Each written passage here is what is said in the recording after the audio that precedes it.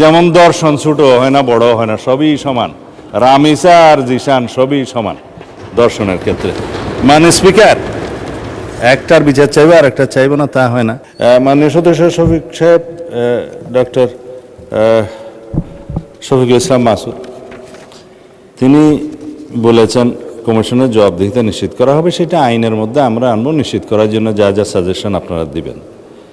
তো এইখানে অন্য একটা প্রসঙ্গ নিয়ে এসছে, কালকে সেই ডিবেটটা শেষ হয়েছে, আমাকে স্কোপ দেওয়া হয়নি সেই পাল্টাটা বলার জন্য। ভালোই হয়েছে আপনি বলেছেন যে রেপের একটা দর্শনের কথা বলেছেন। এটা মানে স্পিকার, আমাদের মাননীয় বিরোধী দলীয় নেতা জামায়াত ইসলামের সম্মানিত আমির সাহেব একটা স্ট্যাটাস দিয়ে বলেছিলেন, জিশান নিখোঁজ হওয়ার 19 ঘন্টা পার হয়ে গেল, সরকার এখনো উদ্ধার করতে পারেনি, কি করছে? তো সেজন্য 19 ঘন্টা পার হওয়ার পরে মাননীয় স্পিকার সরকার কি করেছে সেই বয়ানটা দিয়েছিলাম।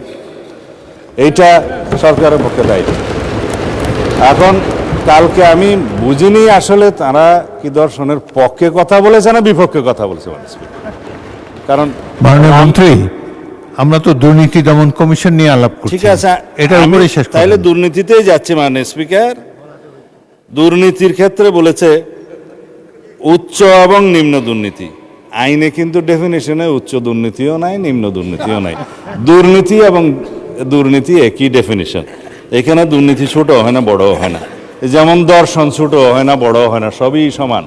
রামিসা আর জিশান সবই সমান দর্শনের ক্ষেত্রে। মানে স্পিকার, একটার বিচার চাইবে আর একটা চাইবে না, তা হয় না।